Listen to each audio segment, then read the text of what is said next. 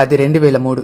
చరిత్రలో ఫ్రూటీ ఎదుర్కొన్న అత్యంత ఘోరమైన సమయం. ఫ్రూటీ అనేది భారతీయ మార్కెట్కు గర్వకారణం, కానీ ఇప్పుడు దాని ప్రకాశాన్ని కోల్పోయింది. అమ్మకాలు నిరంతరం పడిపోతూ వస్తుంది. కోకోకోలా వంటి పెద్ద ఆటగాళ్ల తమ ఖరీదైన క్యాంపస్ ద్వారా ఈ ఐకానిక్ మ్యాంగోని విక్రయిస్తున్నారు.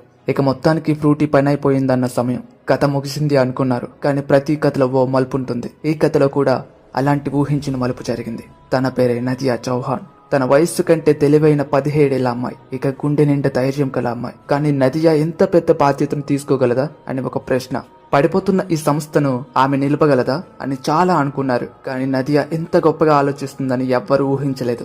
అందరూ షాక్ అయ్యారు. తన ఫ్రూటీని అంతరించిపోకుండా కాపాడటమే కాకుండా దానిని ఒక బ్రాండ్ గా మార్చేసింది. ఈ రోజు 8,000 కోట్ల మైలు రాయిని చేరుకుంది. కానీ ఇప్పుడు నదియాకు ఎట్టకేలకు ఒక ప్రశ్న తలెత్తుతోంది. పిల్లల నుండి పెద్దల వరకు అందరూ ఈ డ్రగ్ కు బానిసలయ్యారని మీకు తెలుసా? అందులో మామిడి పరిమాణం చాలా తక్కువ ఉన్నప్పటికీ ప్రజలు దానిని నిజమైన మామిడి అని ఎందుకు భావిస్తారు? ఇక అందరూ కొనడం మరియు అట్రాక్ట్ అవ్వడం మొదలుపెట్టారు. ఇవన్నీ ఎలా చేశారు డీప్ గా తెలుసుకుందాం. అన్నట్టు ఇలాంటి మరిన్ని వీడియోస్ కోసం ఛానల్ ని సబ్స్క్రైబ్ చేసుకోండి, అది నాకు మోటివేట్ గా ఉంటుంది. ఫ్రూటీ అనేది పార్లే ఆగ్రో కంపెనీ యొక్క ఉత్పత్తి. ఇది ఒక పార్లే కాదు, పార్లే ఆగ్రో, పార్లే ఉత్పత్తులు మరియు పార్లే బిస్లరీ 3 వివిధ కంపెనీలు ఒకే కుటుంబం నుండి ప్రయాణం ప్రారంభించి వివిధ కంపెనీలు ఉన్నాయి.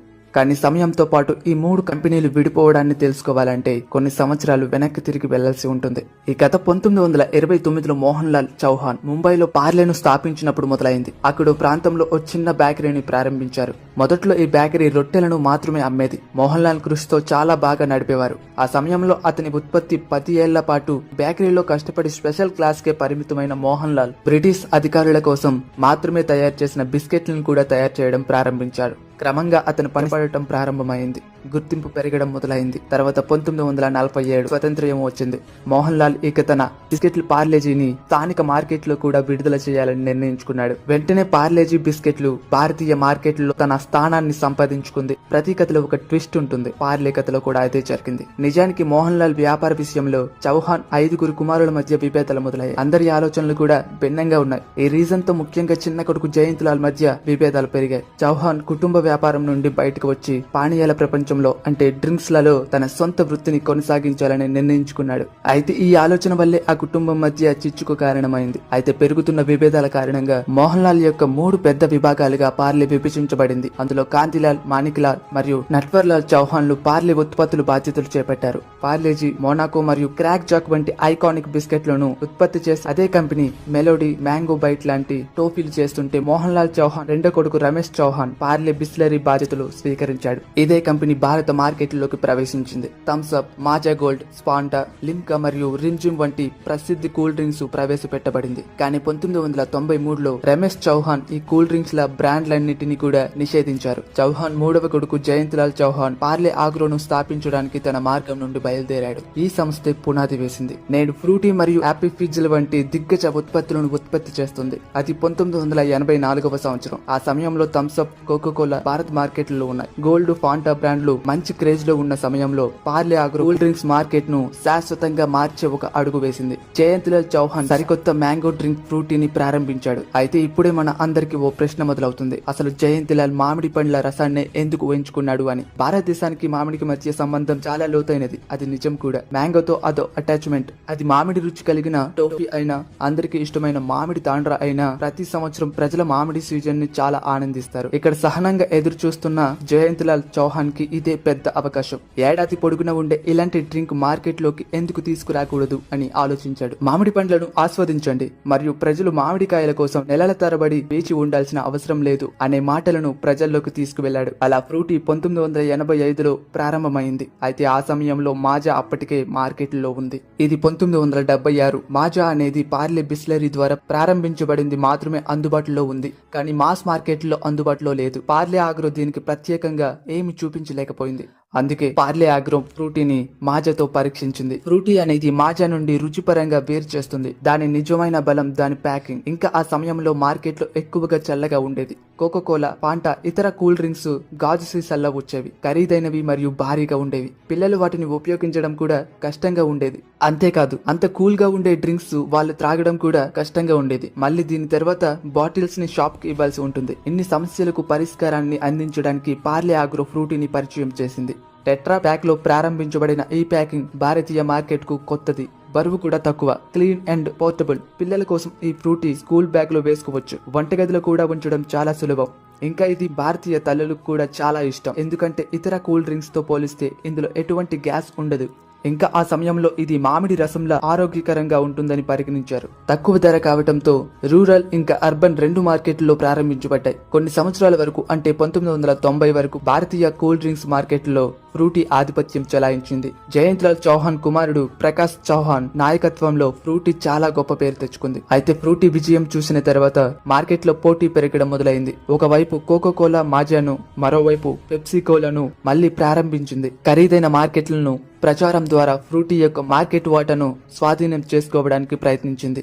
2003లో ప్రారంభమైన పోటీ ఎంతగా పెరిగింది అంటే ఫ్రూటీ ఎదుగుదల నిలిచిపోయింది. ఆ సమయంలో ఫ్రూటీ టర్నోవర్ 100 కోట్లకు చేరినప్పటికీ ఆగిపోవడం అయితే జరిగింది. ఈ సమయం చాలా కష్టంగా మారింది. అమ్మకాలను పెంచడానికి కంపెనీలు అనేక చర్యలు తీసుకుంది, చాలా ప్రయత్నించారు. కానీ పార్లే ఆగ్రోకి ఇదే సరైన ఒక సమయం. త్వరలో పెద్ద మార్పు, ముఖ్యమైన నిర్ణయాలు తీసుకోకపోతే మాత్రం కంపెనీ మూసేయాల్సి ఉంటుంది. కానీ అసలు కథ ఇప్పుడే మొదలైంది. జయంత్లాల్ చౌహాన్ మనవరాలు అంటే ప్రకాష్ చౌహాన్ కుమార్తె నందియా చౌహాన్ అడుగుపెట్టింది. Parle agro chief marketing officer గా చేరింది. తన వయస్సు కేవలం అప్పుడు 17 ఏళ్లు మాత్రమే. ముఖ్యంగా ఇంత చిన్న వయసులో ఈ స్థానం అంత తేలికైన బాధ్యత కాదు. కానీ నదియాకు ఆ పని అంత కొత్తేం కాదు. నిజానికి ఆమె 11 సంవత్సరాల వయస్సు నుండి తన తండ్రి ప్రకాష్ కింద పనిచేయడం ప్రారంభించింది. చౌహాన్ తో సమావేశాలకు హాజరు కావడం, ప్రతి సంభాషణలో పాల్గొనేవారు. ఆమె ప్రతి నిర్ణయం తీసుకునే ప్రక్రియను పరిశీలించి దానిని అర్థం చేసుకోవడానికి ప్రయత్నించేది. ఈ విషయాలన్నీ నేర్చుకుంటూనే నదియా బాల్యమంతా గడిచింది. దీనివల్ల కంపెనీలో చేరిన వెంటనే నదియాకు ఫ్రూటీ అంటేనే అర్థమైపోయింది. నదియా దాన్ని తిరిగి మార్కెట్లోకి తీసుకురావాలంటే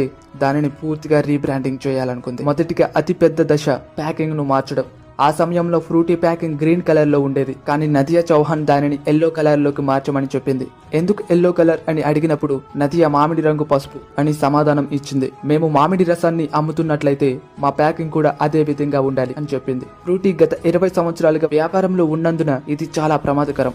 ఇంకా గ్రీన్ కలర్ లోనే అమ్మబడుతుంది. చాలా కాలంగా ప్రజలు బ్రాండ్ గుర్తును అర్థం చేసుకోవడం కష్టం, చాలా అటాచ్మెంట్ ఉంటుంది. కానీ నదియా తీసుకున్న నిర్ణయాన్ని బలంగా నమ్మింది. ఎల్లో ప్యాకింగ్ తో ఫ్రూటీ ఉత్పత్తులను అందించింది.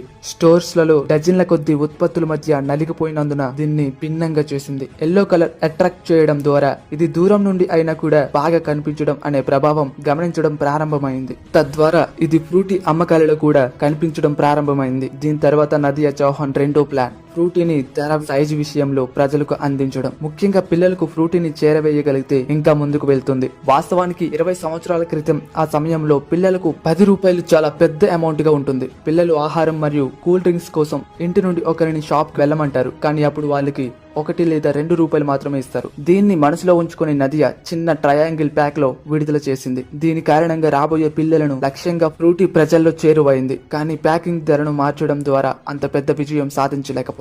ఫ్రూటీని పెద్ద బ్రాండ్ గా చేయాలంటే నదియా చౌహాన్ కి ఎలాగో బాగా తెలుసు.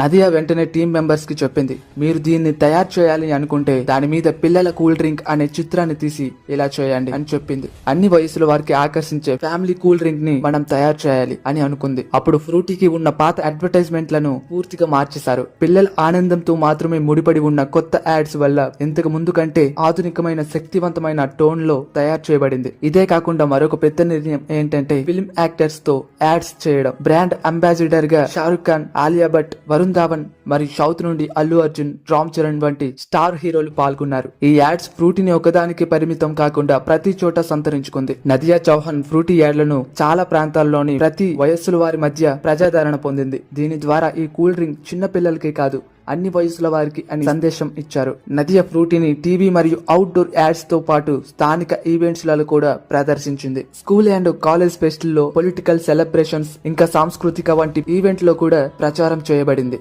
ఈ ప్రయత్నాల వల్ల నదియా నాయకత్వంలో ఫ్రూటీ అమ్మకాలు జరిగాయి. పార్లే ఆగ్రో టర్నోవర్ కేవలం 10 సంవత్సరాల్లో 7 రెట్లు పెరిగి 2000 కోట్లకు చేరుకుంది. ఫ్రూటీ మరోసారి భారతీయ కూల్ డ్రింక్ మార్కెట్ లో తన స్థానాన్ని సంపాదించుకుంది. అయితే ఈ విజయం ఉన్నప్పటికీ నదియా చౌహాన్ మొదటి నుండి ఒక విషయం ఇబ్బంది పెడుతూనే ఉంది. ఫ్రూటీ ఒక్క ఉత్పత్తిపై మాత్రమే ఆధారపడి ఉంటుంది. వాస్తవానికి ఆ సమయంలో ఆగ్రో ఆదాయం దాదాపు 95% ఫ్రూట్ నుంచి మాత్రమే వస్తుందని తెలిసింది. ఒకే ఉత్పత్తిపై ఇంత ఎక్కువగా ఆధారపడటం కంపెనీకి సమస్యగా మారుతుందని అర్థమైంది. కొన్ని కారణాల వల్ల ఫ్రూటీ అమ్మకాలు పడిపోయినట్లయితే మొత్తం కంపెనీకే ప్రభావం పడుతుంది. కంపెనీ లాకౌట్ అయ్యే అవకాశం ఉంటుంది. అందుకే నదియా ఇతర ఉత్పత్తులపై పనిచేయాలని నిర్ణయించుకుంది. అయితే 2005లో పార్లే ఆగ్రో యాపిల్ ఫిజ్ ని ప్రారంభించడం మొదలైంది. కార్బోనేట్ డ్రింక్స్ కు మార్కెట్ లో డిమాండ్ ఉందని నదియా చౌహాన్ గమనించింది. ఇంకా fruit taste and juice mix చేసే స్పేస్ ఉంది. ఇదే ఛాన్స్ ని వర్కౌట్ చేయడానికి నదియా స్టార్ట్ చేశారు. ఈ యాపిల్ ఫిజ్ అనే బ్రాండ్ ని నదియా దీనిని బోల్డ్ మరియు యూత్ సెంట్రిక్ ప్రొడక్ట్ గా చూపించడంలో చాలా ఇంట్రెస్ట్ పెట్టింది. ఈ ఫిజ్ యొక్క డిఫరెంట్ టేస్ట్ ఇంకా కొత్తదవ్వడంతో రాను రాను యువతలో ప్రజాదరణ పొందింది. యాపిల్ ఫిజ్ హిట్ అయింది. దీనితో నదియా ఆగ్రో యొక్క పాత ఉత్పత్తులన్నీ బిస్లరీ వాటర్ పై పెరిగింది. నదియా దానిని రీబ్రాండ్ చేయడానికి కూడా పనిచేయడం జరిగింది. బిస్లరీ వాటర్ కూడా ఒక సెగ్మెంట్ లో పాపులర్ గా పేరు తెచ్చుకుంది. ఇక ముందుకు వెళ్లే కొద్దీ 2021లో పార్లే ఆగ్రో స్మూత్ పేరుతో డైరీ విభాగంలో ప్రవేశించింది. చాక్లెట్ మరియు స్ట్రాబెర్రీ మిల్క్ షేక్ లను ప్రారంభించడం ద్వారా నదియా చౌహాన్ యొక్క కొత్తదనాన్ని ముందు పెట్టింది. ఇందులో అతిపెద్ద హైలైట్ ఏంటంటే ఇప్పటి వరకు పార్లే ఆగ్రో పండ్లు పంటలపై మాత్రమే ఆధారపడి ఉంది. నేడు పార్లే ఆగ్రో ఆదాయం 8,000 కోట్లకు దాటింది. అందులో 48% ఫ్రూటీ, 25% యాపిల్ ఫిజ్, ఇంకా మిగిలిన 27% బిస్లరీ వంటి ఇతర ఉత్పత్తులు ఉన్నాయి. వారు ప్రారంభించిన అన్ని ఉత్పత్తులు విజయవంతం అవ్వడమే కాకుండా అనేక ఉత్పత్తుల్లో ఇంకా ముందుకు వెళ్లారు. అందులోనే 2009లో పార్లే ఆగ్రో స్నాక్స్ లో కూడా అడుగు పెట్టింది. ఇది హిప్పో చిప్స్ కూడా తయారు చేయడం ప్రారంభించింది. ఆరోగ్యకరమైనదిగా ప్రచారం చేయబడింది, కానీ దీని బ్రాండింగ్ చాలా డిఫరెంట్ గా ఉంటుంది. యాడ్స్ లలో ఆకలి తీర్చే స్నాక్స్ గా చూపించారు, కానీ దాని మార్కెట్ మరియు పంపిణీ చాలా బలహీనంగా ఉన్నట్లు నిరూపించబడింది. హిప్పో చిప్స్ ఎప్పుడు రీటైల్ మార్కెట్ ను సరిగ్గా చేరుకోలేదు. నాకు తెలిసి మీలో చాలా మంది ఈ చిప్స్ పేరును ఫస్ట్ టైం వినుంటారు. ఇక పార్లే ఆగ్రో దీనిని మార్కెటింగ్ చేయడంలో పూర్తిగా ఫెయిల్ అయింది. దీనిని నదియా స్వయంగా ఒప్పుకున్నారు కూడా. స్నాక్స్ మార్కెటింగ్ పంపిణీ నెట్వర్క్ అనేది కూల్ డ్రింక్స్ కి భిన్నంగా ఉంది. ఆపై Nadia Chauhan Parle Agro Hippo chips fail అవ్వడం నుంచి ఈ పాఠాన్ని నేర్చుకున్నారు. అయితే తరువాత మళ్ళీ కాఫీ క్యూబా ప్రారంభించబడింది. ఇది భారతదేశపు మొట్టమొదటి కార్బోనేటెడ్ కాఫీ డ్రింక్. నదియా భారతదేశంలో కాఫీ సంస్కృతి వేగంగా పెరుగుతుందని చౌహాన్ నమ్మింది. నదియా నాయకత్వంలో కొత్త ఉత్పత్తులను తీసుకురావడానికి ఇదే సరైన సమయం అనుకుంది. ప్రీమియం మరియు సిటీ యూత్ ఆడియన్స్ ని లక్ష్యంగా చేరుకునేలా రూపొందించబడింది. కానీ నిజమైన కాఫీ టేస్ట్ రానందున మరియు ఆ ఫీల్ లేనందున తను నమ్మిన అంశానికి వ్యతిరేకంగా మారింది. ఆ సమయంలో అది కార్బోనేటెడ్ గా ఉండడంతో భారతీయ కస్టమర్లు దీనిని ఇష్టపడలేదు. అంటే భారత మార్కెట్ లో కాఫీ డ్రింక్ కాన్సెప్ట్ దాని సమయం కంటే ముందుంది. నదియా దీన్ని కూడా ఓ పాఠంగా మార్చుకుంది. తప్పులను సరిదిద్దడంలో నిరంతరం కృషి చేసేవారు. అందుకే నేడు హిప్పో చిప్స్ పార్లే ఆగ్రో వైవిధ్యమైన సామ్రాజ్యాన్ని కలిగి ఉంది. ఇంకా దేశవ్యాప్తంగా 84 తయారీ ప్లాంట్లను కలిగి ఉంది. ఈ యూనిట్లు వ్యూహాత్మకంగా వేరువేరు ప్రదేశాల్లో సెటప్ చేయబడ్డాయి. ప్రతి మార్కెట్ లో ఉత్పత్తుల లభ్యతను నిర్ధారించడానికి ఆగ్రో దానిని అభివృద్ధి చేసింది. ఉత్పత్తి యూనిట్లలో అత్యాధునిక సాంకేతికత మరియు ఆటోమిషన్స్ లను ఉంచబడ్డాయి. దీనితో పాటు నేడు పార్లే ఆగ్రో యొక్క అతిపెద్ద బలం దాని పంపిణీ నెట్వర్క్. భారతదేశం వంటి పెద్ద మరియు విభిన్న దేశంలో గ్రామీణ మరియు పట్టణ మార్కెట్లను కవర్ చేస్తుంది. అలా చేయడం అంత సులువేం కాదు. కానీ నదియా ఈ ఛాలెంజ్ ని అర్థం చేసుకుని ఇలాంటి పంపిణీ చేసింది. ఈ ప్రయాణంలో నదియా చౌహాన్ దేశంలోని ప్రతి మూలకు చేరుకోగల వ్యవస్థను రూపొందించారు. ఆమె ఒక్కరే కాదు, ఆమె సోదరిమణులైన సోనా చౌహాన్ మరియు అలియాసా చౌహాన్ కూడా ఈ వ్యాపారంలో ఉన్నారు. ఈ రోజు సోనా చౌహాన్ పార్లే ఆగ్రో సీఈఓగా ఉండగా అలియాసా చౌహాన్ కంపెనీ సీఈఓగా ఉన్నారు. Product growth strategies, new product development director గా ఈ ముగ్గురు అక్క చెల్లెళ్ళు కలిసి తమ తాత ప్రారంభించిన ఈ కంపెనీ పనులను చేసుకుంటున్నారు. నదియా చౌహాన్ ఈ కంపెనీకి ప్రపంచ స్థాయిలో గుర్తింపు తెచ్చిపెట్టింది. ఈ ప్రయాణం యొక్క అతి పెద్ద అభ్యాసం దానిని బ్రాండ్ నుండి విభిన్న సామ్రాజ్యానికి తీసుకువెళ్ళింది. ప్యాకింగ్ ను గ్రీన్ కలర్ నుండి ఎల్లో కలర్ కి మార్చడం, చిన్న ప్యాక్ ని తీసుకురావడం, ఈ నిర్ణయాలే వినియోగదారుల హృదయాలను నేరుగా తాకడం. ఇది కేవలం వ్యాపార విజయగాథ మాత్రమే కాదు, సరైన నాయకత్వం, సాహసోపేత నిర్ణయాలతో ఎటువంటి ఎత్తునైనా సాధించుకునే పాఠం